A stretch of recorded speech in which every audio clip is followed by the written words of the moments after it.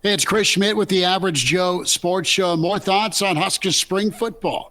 I'm Gary Sharp. In the dark, we'll talk about mullets, goggles, and a guy named after a town in Rhode Island.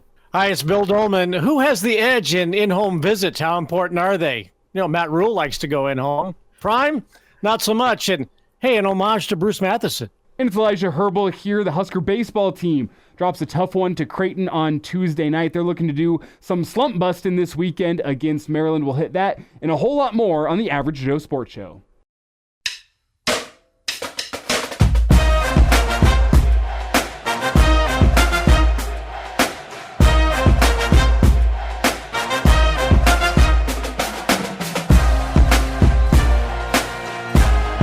Welcome to it. It's the Average Joe Sports Show, episode 38. That is Gary Sharp, Bill Doleman, Elijah Herbel, Chris Schmidt, and make sure you subscribe and follow the Average Joe Sports Show on Twitter or X, AJ Sports Pod. It's where you can follow there, the Average Joe Sports Show on YouTube. Like and subscribe there. Spotify and iTunes is where you're at for the digital download. Fellas, how's the week? Some baseball to get into. Spring football continues, and some Husker additions on the hardwood. Sharpie, what do you know, man? It's been a good week so far. You know what? Doesn't seem like spring football has gone on forever. We didn't talk about it much because basketball was going on. Now it seems like, okay, we still have like 10 days left. Yeah, 10 days and 3 practices, right? or 4 practices, whatever they're at, but it's all good. Doleman, how was Journey? Did you hold the lighter up? I was the only one that had a Bic lighter at the concert. They frown upon that these days. But it is my original lighter from my Motley Crue Ozzy Osbourne concert from March of 1984. So I like to bring the antiques out when I go to see a band from the 80s. But it was a great show on Monday. Much better than the show at Haymarket Park if you're a Husker fan on Tuesday. Although Jonathan Kane of Journey came out and had a Creighton Blue Jay basketball jersey on. So, I don't know if he's a J-sker or what, but a better day yesterday for Creighton. Hey, how about the Journey that so Steve Perry leaves and they find the Arnell from the Philippines sounds exactly like him. And he's been the lead singer longer than Steve Perry was. That's wild. Yeah. 16 years that guy's been the front man. And it's stunning. He's like in his mid-50s. And you'd think he's still like a 30-year-old or 35. Great show, though. Toto was there. 2 thumbs up and the Bic lighter up as well. So, what color's the Bic lighter? Green. Yeah. Oh, wait, yeah. Okay. In case you needed to hide the contraband, it mixed in with the grass, and so you wouldn't see the lighter. See, I'm told. Is this Bic lighter actually from the 1980s? Yeah. And it still has lighter fluid in it? Are you refilling it? What's going on? Well, you want to keep those things fresh, fair. and yeah. I mean, you did live in Colorado. I'm surprised you weren't using it more. The old Zippo was a little bit too much of a flex, so he's just going with the big. So I got to say this, and no free shout-outs, but you can email the show, the Average Joe Sports Show at gmail.com if you want to be a sponsor slash friend of the Joes or be a Joey. But Mama was searching through Junior's room this morning or this afternoon, and she just took off to the bar as we tape Wednesday night, not because of me or because of him, because of her nurse buddies. Anywho, but she said, "Oh, look what I found hidden in your son's room." Dude's doing testosterone. Hey, let's clarify. That's a testosterone booster. That's different. Testosterone will get you popped on a PED. If you're using some of those natural testosterone supplements, you're good. You're not going to get popped on the PED. Good thing he didn't try out for any teams then. Well, he wouldn't have gotten popped with those, I don't think. I mean, sometimes you have low T as an older guy. You got to take care of business. I'm sure. I mean, he's 17. He's prepping for the future. Has he seen good results? That's the only question here. He is looking like no other Schmidt's ever looked, and that is defined. If the results are there, usually we're a blob of goo by the time we're 20. And, I was going to say you were defined. It's just, different definition. I mean, just like if you look in the dictionary, there's 3 or 4 definitions for a word, and you're down 3 or 4, right? It was Krispy Kreme. Yeah. may also be used in this way. See also in this sentence. But do you guys have a good or bad story about keepsakes that maybe mom or dad found growing up? You're expecting like a stack of nudie magazines about this high, like in a vacation? Not yet high vacation? No. I don't think we've crossed the statute of limitations with my father. So Elijah, to incriminate further, where are you going this weekend? Colorado. You want to borrow my lighter? well, if the green lighter helps me get around Highway State Patrol, then thank you. All right. If the green lighter. I will say I am traveling to Colorado with some listeners of the Average Joe Sports Show. So thank you, gentlemen, for giving us something to listen to. For me, it'll be re-listened to, but that'll be great. So shout out to Kip and Alex. Longtime listeners, really since this show has started, of the Average Joe Sports Show. I was friends with them before they started listening to the show. It should be known I'm not just going with some listeners for fun. Though maybe that would be something fun to explore somewhere down the road. The Average Joe Sports Show, Average Joe Road Trip. Hey, what you need to do, though, before you go out there, I think you should send Shadur or Shiloh Sanders a DM and indicate your interest in entering the transfer portal and not going to Last Chance U, and see if you couldn't get some type of visit out there. Because we know you're not going to get an in-home visit from the Colorado coaching staff, or at least from the head man. Well, but maybe you DM and maybe you get yourself a recruiting trip out to CU Boulder. Well, I am fully planning on Friday afternoon to stop into Boulder. I don't think it's a part of a recruiting trip. My cousin is a freshman at Boulder. We've gone over that here on this show. And I am a bad person, and I'm finally getting her Christmas present for the year. So 4 months late. She's now that you can buy it. So I'm going to stop and see that. I'm going to see the site of the original Boulder Peace Treaty, and then I'm going to keep on trucking up to our Airbnb up in the mountains. So that is the Friday plan. There are plans to stop in Boulder. I don't know how the college eligibility system actually works, because I did spend 4 years and some change in college, but none of those I was competing on a varsity sports team, but I got my degree. So I think by getting my bachelor's degree, I think that means I'm out of my true eligibility, but I might have 1 year as a grad transfer. I'm not quite sure how that works. What you got to do is send your high school film and see if they notice the year. Yeah. Or I could just download it and then retitle it. I could go work some video magic. Sure. That's Gary, an option. I mean, I do. If you Google my name, along with Huddle, I know my senior year highlights still come up. So if you guys want to do some research tonight on what kind of football player Elijah Herbel was, Elijah Herbel Huddle, you can still find it. Definition of average. Again, so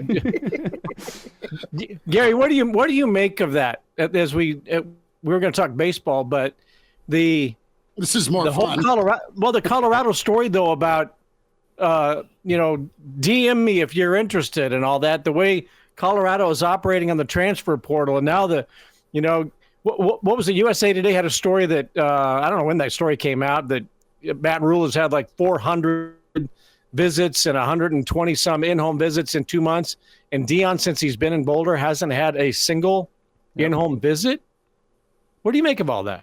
Well, I think so I'm wondering what coach is going to walk into Boulder next year and have to pick up those pieces.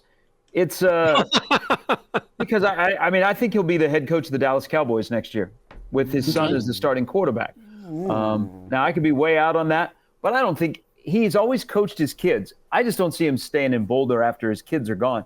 I mean, I think that's a mess. And you're starting to see a mass exodus of players that are leaving Boulder They come and then they go. But if you don't have a chance to vet them, like Nebraska is big on, and Nebraska's not the only one, but big on developing relationships early. So you get to know every part of the kid instead of a flyby. They drop in on campus, you meet them, you overwhelm them because you're prime, and the next thing you know, they're committing to you. So you have no vetting, you have no relationship with them, and then all of a sudden you expect them to be normal.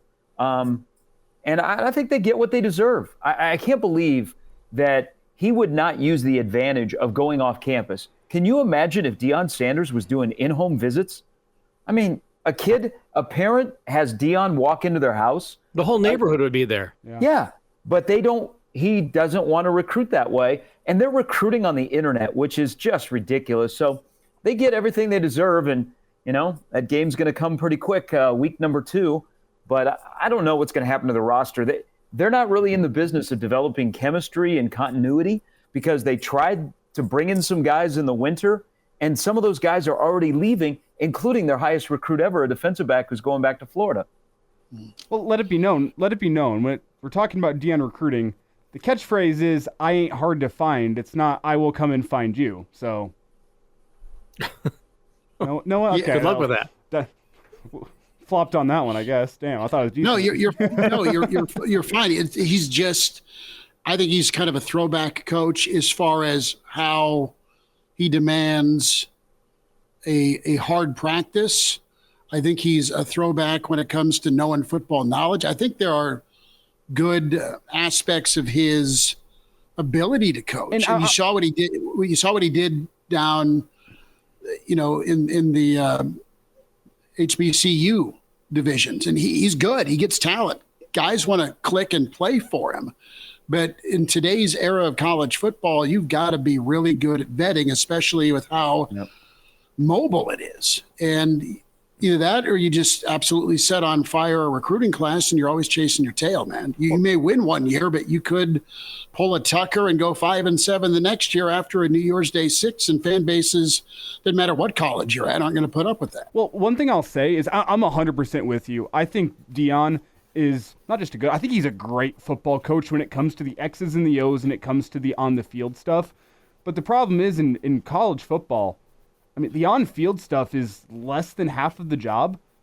I mean, the job is being a people manager, being a people person when it comes to NIL, donors, recruiting, all of that. Like administration. I mean, it's not just the 1980s anymore where all you have to do to be a good football coach is to literally be good on the X's and O's, be good at practice, be good at all that. Like, if you want to run a hard practice like I think Deion does, there's an element to earning the respect of your team and having that relationship with your guys and saying, hey, I'm going to demand a hard practice out of you, but just know, like, we have a good relationship behind the scenes. It's not personal when I'm yelling at you at practice. Does that change for a kid between the age of 18 and 22 who barely has a relationship with the head coach? He's coming to Colorado because, hey, Colorado's this shiny, flashy new bling, and I want to rock the new bling, so I'm going to Colorado. Then you show up to your first practice, and it's Deion yelling at you. It's Deion running a tough ship. Does that go hand in hand, a guy being distant from his team but also asking a whole bunch from them at practice? Like that's the question to me, is what's the longevity of Deion? Can he remain in college football not being a manager of people? Well, I think what you have in Boulder is there is Deion and then there is Prime. And sometimes you can't separate them. Because I think there are some things about Deion that he is doing good things with young men and setting an example for later in life. But I think he has a hard time separating Deion and Prime, that personality that blends into the coaching. I disagree with you, Elijah. Okay. I don't think he's a great coach. And at this level, I haven't seen it because you look at, they got off to a good start last year and they caught everybody by surprise. But then reality kicked in, of poor roster management, and you didn't let your staff do what they were hired to do. So he's got that balance of two personalities. I think the Deion can be very good for young men that need direction. But there's the Prime that is also part of it. And I don't know. If I'm a Colorado fan, if you don't win this year, do you want Deion back? And I'm saying winning. They're going to be in an easier conference in the Big 12. But if they're not 6-7 win team, and he thinks they're going to compete for a playoff berth, I mean, what's the next step in Boulder? Because you've tried to blow up the roster, rebuild it. Roster has started to drift away. You've got this great quarterback, and Shedeur is one of the best quarterbacks in college football. You'd put him with Beck and Ewers. What's the next step in Boulder if they don't win this year? That's why that game week 2, and there's going to be so much hype for it, and I think there'll be a lot of anger. It'll be like the night game against Miami, or maybe to remind you of one of those old 90s matchups against Colorado. It's two programs that have gone about completely different ways to build inside and outside their program with second-year head coaches that now they get to show off again after Colorado was the better team last year. Huge game for Nebraska. I think it might be even a bigger game for Colorado. They might be 0-1 coming into Lincoln. They open up against North Dakota State. That's not an easy, FCS program to be playing. And North Dakota State will be bringing in something that Colorado does not have, and that is depth on both sides of the line, especially the offensive line. So North Dakota State might, if they want to run the ball, might have that ability to control the game with just their line play. And nobody knows whether or not Colorado has done anything to answer the questions of what, their biggest weakness last year was the offensive line. It could be, and North Dakota's coming in as an organization. And that's one thing that Colorado doesn't seem to have right now, and that's organization within their team. So I think it's an interesting – now they will have a new coach. North Dakota State's going to have a new coach. I get that. But they've got some established routines there that makes it a much more difficult season opener than I think people realize. It's the Average Joe Sports Show, and you can subscribe to the Average Joe Sports Show. Do it on YouTube. The AJ Sports Show is where you find it. You want to be a friend of the Average Joe Sports Show, the Average Joe Sports Show at gmail.com. Spotify and iTunes where you can download. And as always, follow us on Twitter, the AJ Sports Pod. Gary Sharp, Bill Doleman, Chris Schmidt, Elijah Herbel. We got off on a Deion tangent, but it is a good. Didn't see that on the board. Where was that in the production meeting? It's a good story that came out in USA Today about the contrast. Absolutely, the come find me, the internet versus the in-home, and Coach Rhule's done a really solid job of acquiring talent, but connecting with said talent. Minimal guys, fellas, for Nebraska in the portal. It's not that there won't be more, but you feel pretty good with Nebraska and the connection. Position coaches, head coach, staff, personnel have made the time to get to know kids on this roster. Rhule spoke earlier this week, and we'll stick with spring football before we get into baseball and hoops. And the topic of wide receivers, you heard from Coach McGuire.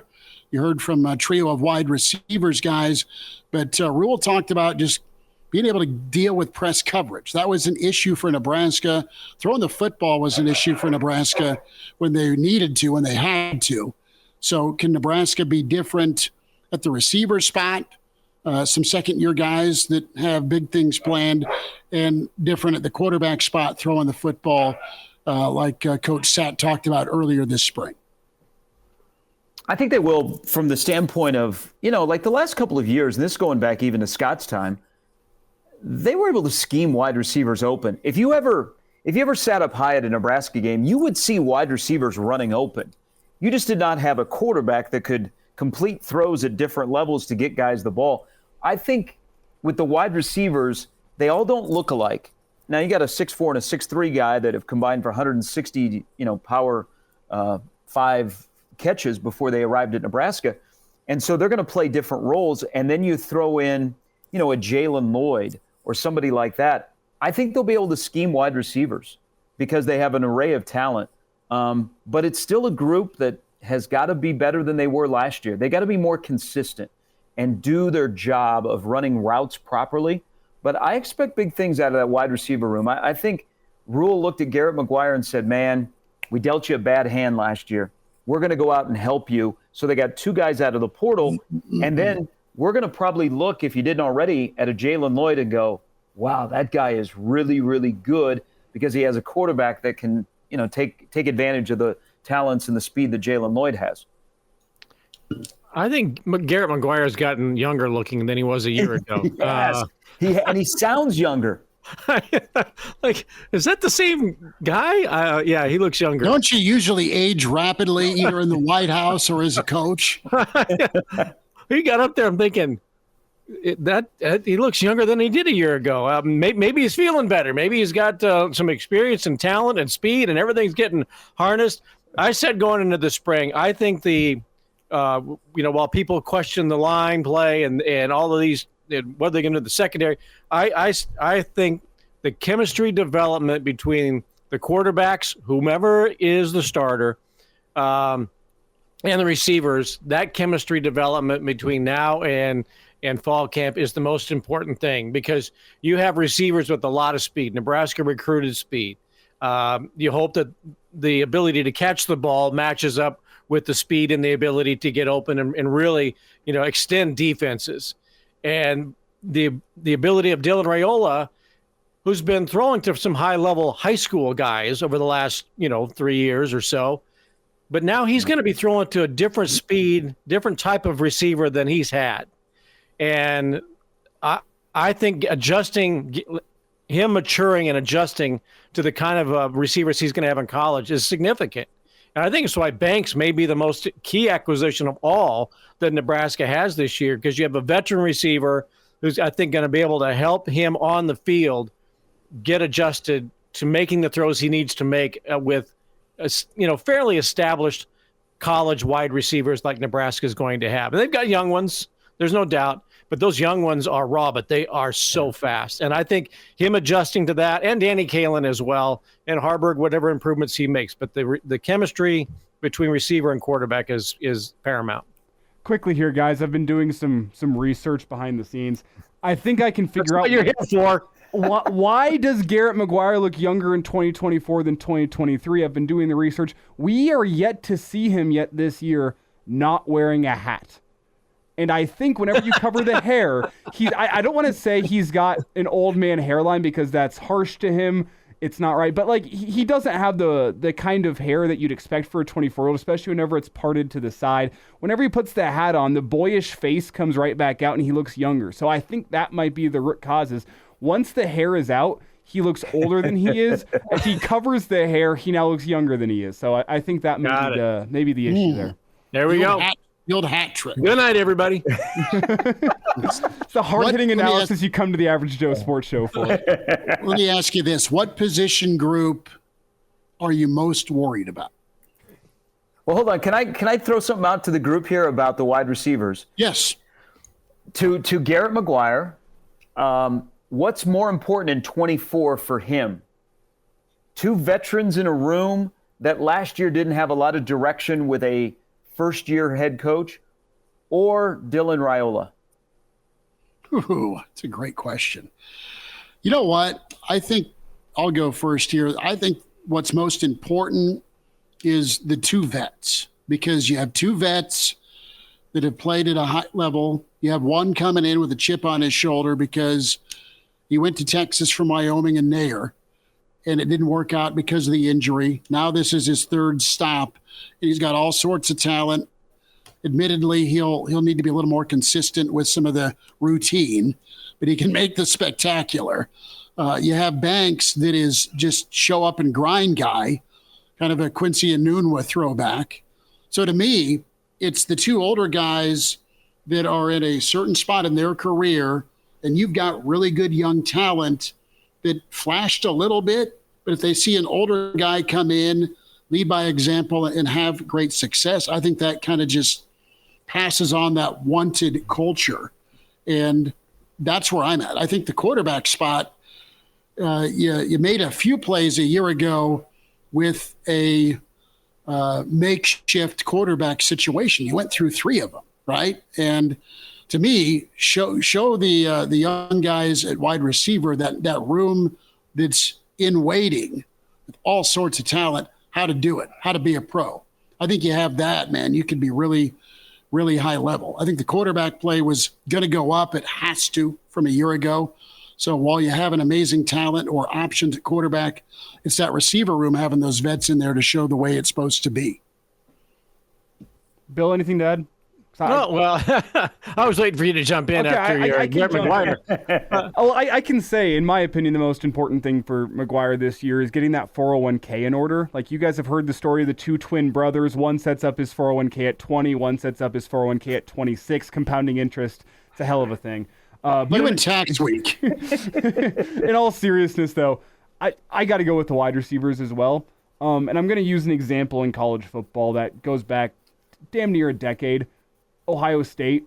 Like, Ohio State has been a wide receiver factory, and it eliminates a lot of the issues that you can have at quarterback. Like, Kyle McCord was not the best starter that Ohio State had last year, and he was still able to put up really, really gaudy numbers because, he's throwing it to Ibuka and Marvin Harrison, who each gain 10 yards of separation when they're running their routes. Like, having high-level wide receiver play can make the life of a quarterback so much easier. And I think when you have a high-level guy like Raiola, or like some of the guys that Ohio State has had in their quarterback factory, from Justin Fields to C.J. Stroud, and all these guys, it's the difference between having, I'm trying to think of a good quarterback that never had option. Like Talia Tagovailoa at Maryland, I think, is a pretty dang good quarterback. Is he an NFL starter? Probably not. Does he deserve to be on an NFL roster? We'll see with his height, but I think he's a good quarterback. Never quite had the options to throw it to, and he's never being talked about nationally because of that. You can also look at Mac Jones at Alabama. Was he a great quarterback? No, but he put up great numbers because, he's throwing the ball to Jerry Jeudy and Henry Ruggs and all these great wideouts. Like, I think you've seen it time and time again in college football that having great wide receiver options makes the life of a quarterback a hell of a lot easier. And it's a bit of a chicken or the egg argument, but I'm going to go with the chicken or the egg, depending on how you think about it. Whatever. I'm going to pick one and just say the wide receivers can make Dylan Raiola look better by gaining separation, like we've seen in a lot of schools across the country over the course of 15 years now. Well, just real quick, I think the fact that, you look at who Nebraska's new receivers are that they brought in this year compared to last. Billy Kemp's a nice little player, right? Nice little player, experienced player from Virginia, but good guy to get open, runs solid routes, all that kind of. Then he got hurt, but a nice little player, receiver. Had some presence, but now you're bringing in a couple guys 6'3", 6'4" that can play and make plays and bail out plays. And so bringing those guys in, I think, is much more significant for McGuire and for Raiola and Halen and Hoiberg than anything Nebraska's done. Gary, what do you think? Well, I think that it's important to have leadership in that room. You had like last year, Malachi Coleman, we were waiting for him, and he battled some injuries, but he also didn't play the wide receiver position like it needs to be played, where consistently you ran the right routes and you didn't cut corners. But there was nobody that was like, hey, don't do it this way. We got to do it this way. There was really never that guy in the room consistently. And I think that hurt. And then you've got a young coach in there who is like trying to tell guys what to do. And, some guys are, that's going in one ear and out the other. And I think having a couple of veterans in that room that have been around the block a little bit can help people along and say, hey, this is what we're doing. This is what we got to do. Or I think we're seeing it in camp because Jamal Banks is that guy, is follow my lead. This is what I'm going to do every day. Even when the lights aren't on, I'm out there practicing. I'm taking passes from the quarterback. This is how the standard is supposed to be in this room. So like you guys, I would go with the veteran addition to wide receiver, but don't discount competent quarterback play that can elevate wide receivers because they've been doing the right job. Now they get rewarded. Yeah, a hell of a thing, complementary football between the quarterback and the wide receiver, right? Well, as we'll wrap spring football, is there a position group that, dare I say, you're concerned with, or is it more a wait and see with, because there's still some question marks? We know about the D-line. We know about the offensive line. Quarterback feels like it's in good hands, whoever wins that derby. Running back, you don't have a full menu option, so to speak, because of some injuries. We'll hear from Dvorak tomorrow. That linebacker room, you got to replace quite a bit, but you do have some names. Secondary, you feel really, really good about. Any spots? We just touched on the wide receivers. That feels pretty good with the two vets because of the two vets that came in. I'm anxious to see where that linebacker room is, because you know what you got up front, you know what you got in the back end. If they get a jump out of Bayer and Buddha, that could be nice. Plus, you've got a couple of young guys that are flashing. Stefan from Syracuse and the kid out of Miami, Shavers. Those are the names you're hearing. We might hear more tomorrow, but linebacker's kind of where my question mark is, and we'll see if it's answered. Elijah or Sharpie or Bill, position group you're interested in. Allow me to read the tea leaves here momentarily. Running back's the easy answer. I'm going to stay away from running back because it is the easy answer. There's a lot of question marks, and it's because guys are coming back from injury. And Ramir and Gabe Ervin, and just guys that aren't going to be going in this spring. What do you have in Dowdell? Questions that I think will get answered. Questions that might still remain questions by the time fall camp rolls around. To me, now I'm diving deep here, so you guys might disagree with me. Interior defensive line. No, I'm not talking about Nash and Ty. I think they have a known commodity in Nash and Ty, two guys that are clogging up the middle. What does Nebraska have behind Nash and Ty? Guys that can take Nash and Ty's snap count from 70 down to 50, get them more impactful. Judy? His Van name, Poppel? but yeah, Riley Van Poppel has had a really good spring. But I would say, reading the tea leaves, both those guys cutting a little bit of weight, I think that's going to get them more mobile, also allows them to play more snaps. And ask yourself, why is this Husker staff wanting them to play more snaps? How does this Husker staff feel about the guys behind Ty Robinson and Nash? Because if those guys have to have a heavy load in this upcoming football season, I don't think it means great things for the defense, because of how much teams love to run the football in the Big Ten, how much teams love to just hold on to that football and tire your defense out. Are there guys that can maintain the level of Nash and Ty behind them and come in and have that same standard in order to take a little bit of pressure off of Nash and Ty? Because I don't think you want to get to a point in the season where you're relying on two guys in the rough and tumble Big Ten to be the entirety of your run defense. No, I think that's fair. They have one of the better position coaches. I think Terrence Knighton has a bright future, and he may be a guy that gets plucked back to the NFL. But they've added to that room along the defensive line, and I think, to your point, Elijah, they've started to build depth. I think the big goal this year, and the offense is going to be better. It has to be better.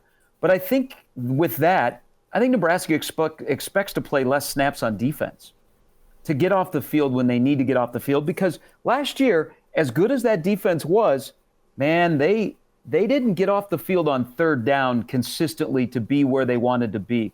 So I think they will have less snaps this year. But I'm okay. I like the depth that's developed there, because they're going to ride the two big boys first. But I think they'll also be able to go 5 or maybe even 6 guys. I'm going to go back to the running back. I know that there's some injuries and they don't have a lot of bodies at running back. I'm concerned, because I don't think that position was coached very well last year or managed very well. And it wasn't all on E.J. Barthel. He had to deal with some injuries, had to deal with some new faces, had to deal with a guy that had a fumbling issue.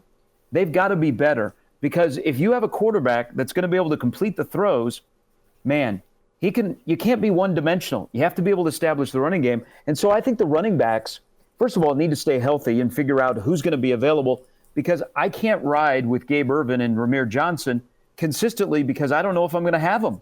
How many games am I going to have them? Because they've shown that they're going to run into an injury and they're going to be out either for the year or for a couple of games. So now my numbers to use are limited, and I'm trying to teach Dowdell how to be a running back. That it's just not, I'm going to hand you the ball, and because you're so physical and you love to run downhill, you're just going to run people over. They have been working this spring. They've got to improve the vision and the pass blocking in that room. If they can get to those two things, then I'm going to change and say, you know what, I like where the running back room is. But that's a little bit of a minor concern through spring, because I thought Dowdell would be further along, and he's not. So this is going to go into the fall. Can I ask you a follow-up question on that same point, Gary? Do you read into just how much has been put onto the freshman quarterbacks' plates early. Like the fact that Rhule's getting up in there in his pressers and talking about, man, these guys are flipping the protections. They're doing great. We're putting a lot on their plate and they're eating it all up. Combine that with the fact that you see these highlights from the Nebraska Spring League. I don't see many rushing plays that are coming out as highlights from the Nebraska Spring League. Do you think the coaching staff understands that they might have a deficiency at running back and that's why we're seeing such an emphasis on the passing game in spring? Or is that more because the passing game was so bad in the fall you have to focus on it in the spring? Maybe. They don't have a lot of bodies at running back. And, unless it's you go back to the scrimmage, like Emmett Johnson was shown quite a bit. And Emmett Johnson's had a nice spring. But can he be a 3-down back? That's kind of the question with him. I think they wouldn't put all of this stuff on the plate of the 3 quarterbacks if they couldn't handle it. They would go slowly, but they're introducing stuff and they're gobbling it up and they're looking good. So let's go to the next step. They're going to face adversity. I mean, the game is still fast. And when they face teams that are going to throw things at them that they're not seeing in practice or they're not seeing on film and now it's real. I mean, Raiola's going to battle some adversity, but I think they would not hang Dylan Raiola out to dry or Danny Kaelin out to dry if they didn't trust him that they could do what they're asking him right now. And man, that is comforting. That is really comforting. Whether they're at a level of, quarterback 101 or 201 or 301, it's just nice to have that feeling that, man, Nebraska finally has quarterbacks that are actual quarterbacks and not athletes playing quarterbacks. Let me give my 2 cents on that. On the reason I'm not worried about the linebacker so much is I think Nebraska has so many athletes on defense and depth that, in that 3-3-5, it is about, go find the ball, see the ball, hit the ball. And Nebraska's got speed and they've got depth and they're going to use a lot of players. So that doesn't concern me as much, not that it really matters. But I'll tell you why the running back room concerns me, and it's the quarterbacks. And the reason why the quarterbacks concern me with the running back room is because Nebraska, as you just said, Gary, is they finally have, probably since Bruce Matheson and Ed Burns, true quarterbacks at the quarterback position, right? You just went Mr. Burns on us. Hey, isn't Bruce Matheson the last Nebraska quarterback to start a game in the NFL? I think so. Buffalo? I think it was where did he play? The Chargers? It might have been the Chargers, yeah. And Ed Burns was like about 90, like he might have been Dave Hum's backup and Ferragamo's backup, and all of a sudden he gets drafted in the NFL. He played like 3 years for the Saints, and people are like, "Who's this guy?" But he made it to the league, because he has quarterback skills. Nebraska is not going to be able this year to do what it has done, forever, since Turner Gill came on campus. They're not going to be able to utilize the quarterback as the option to be the main option to run the ball.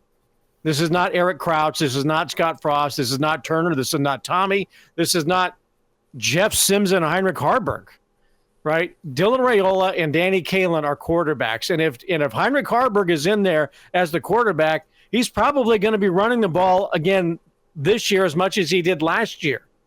So that running back room has to develop its talent, it has to develop depth, and it has to develop consistency and the ability to hold on to the football. Because Dylan Raiola and Danny Kaelin are not going to be asked to run more than 8 times a game, if that. And Harburg's running 14, 18, 19 times a game. And Sims, people are saying, my God, this guy's a great athlete. He can't hold on, but let's put him at running back. Maybe he can be No, he couldn't. Raiola and Kaelin are quarterbacks, so that running back room has to be good. One thing I will say about the quarterback ability to run, did you guys notice this from Bussin' with the Boys? It's not explicitly about Dylan Raiola's ability to run the football, but you guys notice, and I've been eating up the content from Bussin' with the Boys, so shout out to Will Compton. No free shout-outs, but free shout-out. Did you notice that Dylan Raiola was like towering over Will Compton just a little bit? He was like the same size as former NFL tight end Delaney Walker. Like I had heard a lot of reports. He's big, dude. Man, Raiola bigger than you think. And then I saw him standing next to former NFL guys, and I went, "Oh, he's big." He's a big guy. Yeah, if you see him in person, if you know some of the open practices or you've seen him out, he is bigger than he looked on film. You know, he's somebody that is, I mean, they list him at 6'2", 220. I mean, he's all of that. Yeah. I think he's bigger than Dad. Well, I don't know about that. No, I think he's bigger than Dad. Yeah. He's a big kid. He's a big dude. Yeah. Guys, let's talk Husker baseball briefly. Monster series against Maryland. Heartbreak in Haymarket last night. Sharpie.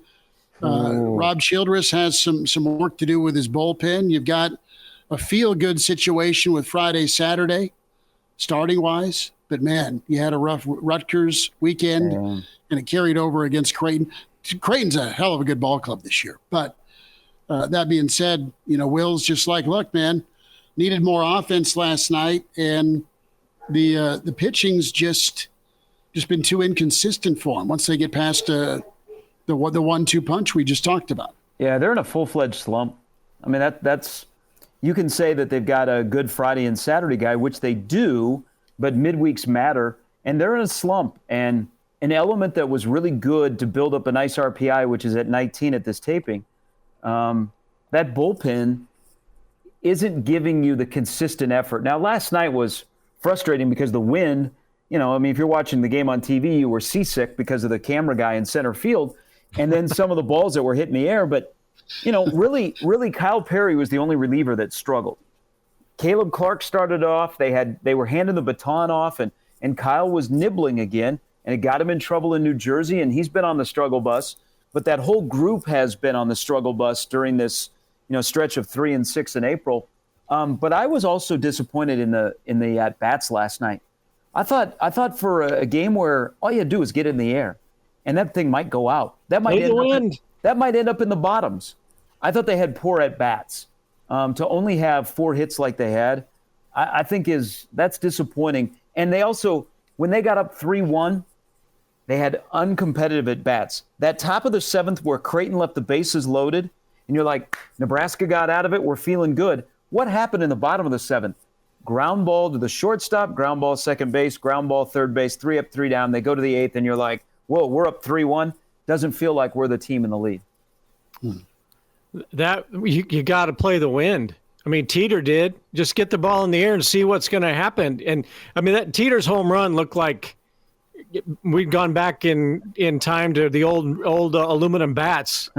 I mean, and I can remember watching, you know, being at Haymarket Park 20 years ago, and you know, seeing pop-ups in the infield on the old aluminum bat, and they would be flying out of the yard. And that's what the Grand Slam reminded me of. That thing just was up, and the wind took it, and it was gone, and game was over, even though Nebraska got a run. Now, I'm wondering, is this who Nebraska really is? Because you go back to the beginning of the season, and they had a couple of close losses, you know, in that tournament down in or the round robin thing down in Arlington. But remember the 1-run wins against Grand Canyon and College of Charleston, and they were eking out wins. Was that really Nebraska?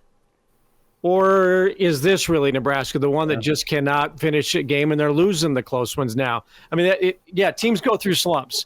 And I think all at the beginning of the season when this team was out, 22-9 or something, they look really good. And I love their offense when they do put the ball in play and all that. But I look at that bullpen and early in the season, was it fool's gold? You know, did we have fool's gold in Charleston and Grand Canyon and all that? I don't know. I don't know. Is this foretelling what the rest of the season is going to be like? You just wonder where. Is that Sterling saying hello? Hey. No, I don't think that's Sterling. That looks to be. Is that Gertie? That was Sterling. That was Sterling. He's got a bark that sounds older than his age. He's a little bastard. That's what he is. I think you could literally call him a son of a bitch, and it'd be good. Uh-huh. Is there anybody in your house that you like? No, feelings mutual, Sharpie. Right? They don't like me, and I don't like them some days. But no, we're just wondering how good Nebraska is out loud. There's talent, there's capability, and they are needing to find that finish line. And what sucks is a guy like KP, who you've seen good moments in his career. He's seen and done everything in college baseball. Yeah. And you want it for a guy like him to go right. And it's just been inconsistent. And I'm sure that's driving him nuts. My take right now, not to be too down on this team, I think this is a team that can make the postseason. I also think this is a team that likely gets slapped around in a regional by a team that's worth a damn. Like, that's where I'm at right now. I think this team is good enough to beat teams they're supposed to beat, including some of those lower-seeded teams that are going to make a regional. But I think you put them up against an actual power conference opponent that's hosting a regional, a Big 12 team, an SEC team. I think they might get slapped around. I'm not sure they're ready for that right now, and I hope I'm wrong. I hope this team can show some development. I just don't think they have that complete top-to-bottom type of team that you need to even go compete to go win a regional, much less win a regional. Sharpie, you've done a billion College World Series. All right. Can you get by with a couple of dudes in the lineup and a couple of arms? I mean, can that get you to Omaha? I don't think it can get you to Omaha. There's no guarantee. I think you need 3 really good starters. And then I think you need, kind of like this year's team is, they grind out at bats and they're built differently than last year. I think you still need some guys that one swing of the bat can change a game. And to get you to Omaha, and then it's a little bit different once you get to Omaha, how to navigate to get to the championship.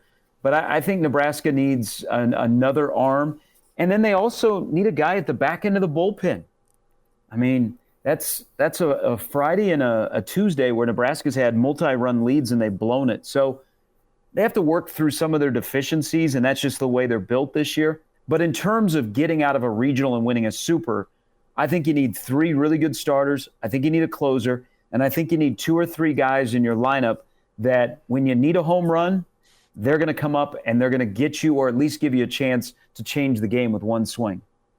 Kind of like last year. If you could combine this year's roster with last year's roster, imagine that kind of team you'd have. That's, yeah, right. Let's just kind of pick and drop in. Well, you would drop in Max and Bryce, and no, I know. Boy, they would make a heck of a difference. It's kind of like, to improve Nebraska, if you're playing the hypothetical game, would you rather have Bryce and Max in this lineup or a Schwellenbach or a Shanneman? I was going to say a Cade Povich. Yeah, an ace? An ace guy that would give you your 3 weekend guys that you really need. Mm. I'd lean that way. Pitching's always going to be the strong suit, especially when you get into the postseason. I'm with Gary. One more starter and a consistent, reliable bullpen guy. Somebody who can close, or somebody who can give you, long innings on the back end. If not a closer giving you 1, somebody who can give you 2 or 3. And that would be a significant improvement, because I think this offense is unique. I think that Nebraska offense can put pressure on teams that make them uncomfortable because of what we saw in the beginning of the season. We didn't see in the 7th yesterday, but the ability to put the ball in play and make them uncomfortable with people on the base path, especially Silva. I think Nebraska's unique in that, in its desire and ability to run and force teams to be concerned at all times. It'd be great to have Matthews or Anderson, but I think pitching is right now where Nebraska needs the most help and confidence. Yeah, and the confidence is you play Maryland this weekend and you're back. The old saying in baseball is you're only as good as your next day starter. I mean, who doesn't feel good that Brett Sears is going to go to the mound after you lose a game like Tuesday night? No, that's the comfort you have. Yeah. But the concern is what happened last week against Rutgers, where Brett Sears gives you a great start and the bullpen loses it for you. Yeah. That concern's always going to be the back pocket with this team. Do not repeat, right? I'm sure that's being spoken to it into existence. Gary Sharp, Bill Doleman, Elijah Herbel, Chris Schmidt. It's the Average Joe Sports Show. Subscribe and like the Average Joe Sports Show on YouTube. Be a friend of the Average Joe Sports Show. Can send us an email, the Average Joe Sports Show at gmail.com. Spotify and iTunes where you download. Give us a rating. Tell us what you think. And follow us on Twitter, the AJ Sports Pod. To wrap, guys, Mr. Mayor doing work. Fred Hoiberg getting Griffiths from Rutgers, 6'8", good size, the goggles to boot. And then you got Raleigh Worcester from Utah, a Craig Smith special, guy averaging almost 10 points a contest. I know there's some things up in the air, too, with more portal additions for the Nebraska basketball roster. But Fred keeping busy. Sharpie, Bill, guys, Elijah, what do you think of the additions? I liked Griffith's game when I saw him in Lincoln with his size and his ability. I know his stats don't jump off the page at you. That being said, I think there's some upside Fred sees. Worcester got hurt last year, started 16 games. He's trying to go out the right way. The thing I like about Griffiths is 3 years of eligibility. Yeah. Nebraska's done well, really in the portal with Griesel. Did well with, I think Alec he did what he was asked to do.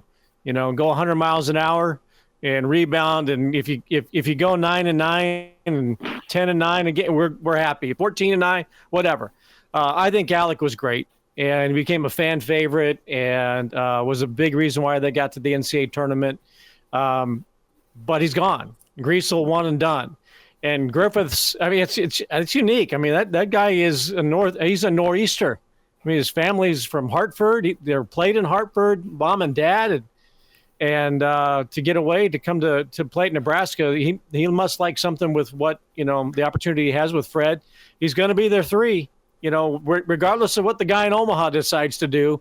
Griffiths is here to come to Nebraska to shoot 3. So maybe that's a tell. Maybe Fred knows something about Fiddler and Gary. I know that you would know more than anybody, and it's still a mystery. But to get Griffiths to come to Nebraska, to be the guy is probably going to be Keisei Tomonaga's, the go-to guy behind the arc, and to have 3 years of eligibility, I think that is a really, really big get for Fred. I think it's big for Fred that he has added 2 guys out of the portal. Well, look at this. He's added 3 guys out of the portal. One wears goggles, the other has a mullet, and the other guy is named Raleigh. I mean, if Nebraska basketball is not back, I mean, that right there is perfect evidence of those 3 guys. I like Griffiths. I think, Bill, you make a great point. He's got 3 years of eligibility. He's already played in the Big Ten. I would like him to shoot better, but I'm going to give him a pass until I see him in Fred's offense, because that Rutgers offense last year was tough. I mean, the 2 of us probably wouldn't have scored. Elijah could probably get a bucket. So we'll see him in an offense where I think Nebraska will have better point guard play in terms of distributing the basketball. So that'll open up some space for a guy like Griffiths where he could step outside and hit a mid-range shot or step behind the arc. So good pickup. It's just weird in the portal era. I call it portal combat of transfers within conference. Like we were all sitting at PBA early March this year watching this kid play, and he came off the bench. And what did we all say? Well, maybe some of us did. Man, I wonder if that guy will be playing at the Y against Mast in about 10 years. Still might. Some guy named Ginobili just called the cheapest foul game point, and he's the pickup player that wears sweatpants, right, during the game. But no, that's a fair take. Can I give you a really, really probably bad comp that I have for Griffiths? I like the YMCA player comp. Sure, the goggles kind of is the cherry on top of that one. But in all seriousness, he gives me some shades of a really, really raw Baylor Shireman. That might be a bad comparison based on how he played. He didn't look even close to Baylor during his freshman year at Rutgers, but I'm like scaling up. If you can add a little bit of size to his frame, I think he showed a lot better three-point shooting as the year went on. I don't know. It might be a horrible comparison. I see it, though, and I'm just trying to find a guy that's a little closer to home. That's a guy I don't think he ever reaches. You're going that level. poor man's Baylor Shireman. Is that? Well, we'll revisit this in 2 years. That's Baylor Shireman wasn't Baylor Shireman at South Dakota State. That's fair. That's fair. I think he was better than what we saw from Griffiths last year, and that's why it's a very, very raw look. But like from the frame, I think the projectability of adding a little bit of size and making him a little bit better for the rough and tumble Big Ten, I can see a guy like that, and especially with his range, the way Baylor Shireman stressed defense is with his range, I could see it. For the record, Griffiths 3 for 10 from the floor, 10 points, 2 for 6 from 3-point land in 21 minutes at PBA. How many rebounds? That's what I'm curious about. Three. He had 3. Very 3 raw rebounds. Hey, I think the next there's 2 questions out there for Nebraska basketball, and and Fred's been aggressive, and Fred's constructing this roster to stay in the middle of the pack of the expanded Big Ten. He's not building this roster to say, hey, we got to beat a team like Texas A&M in the tournament. They've got 2 questions. Well, actually 3 things here. Let me mention this. One, as this roster construction for next year goes on, I think it reiterates the point that Bryce Williams needs to play at an all Big Ten level. Like, Bryce needs to be a 30-minute-a-game guy. There's no reason why he can't be a 15-6 guy in the Big Ten. He's also got to shoot well, 40% beyond the arc. So I think Bryce Williams, through this transition, becomes the most important player for Nebraska. But I think there's 2 questions that are lingering that probably need to be answered sooner than later. One, what is Rink Mass going to do? That's still out there that, Rink could not come back to Nebraska. Is he going to take an international offer and go back home and play pro ball? He hasn't said he's coming back. Now, he may be all intentions he's coming back, and he's just not that guy. But, boy, that would be comforting to hear out of his mouth, I'm back for another year. And then the other big question, because I think this has a big impact because he might be a starter, is what is the status of Aaron Eulis? The Iowa transfer, caught up in the gambling issue, had to sit out the year. He is eligible to play. They liked him when he stayed here and in practice, and I think if he's eligible, reinstated, I think that's your starting point guard. Do you slide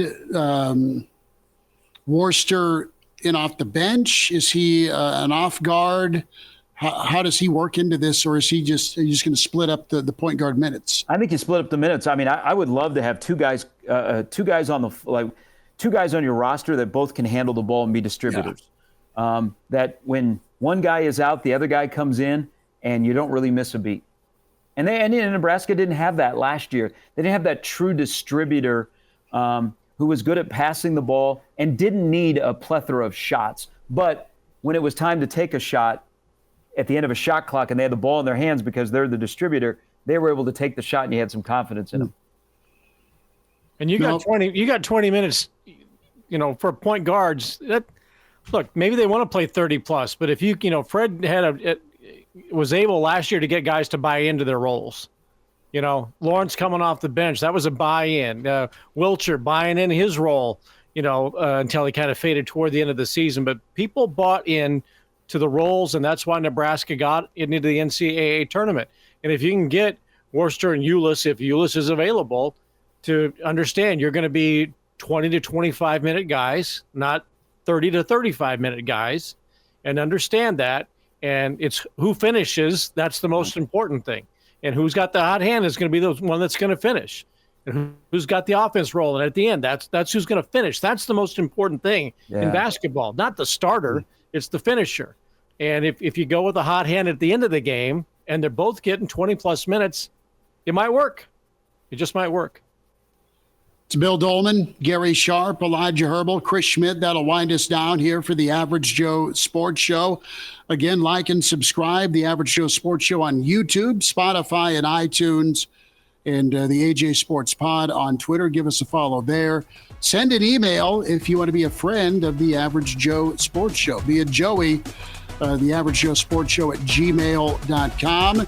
Sharpie, Billy D, Elijah, we'll check you next time. Chris Schmidt saying thanks for tuning in to the Average Joe Sports Show.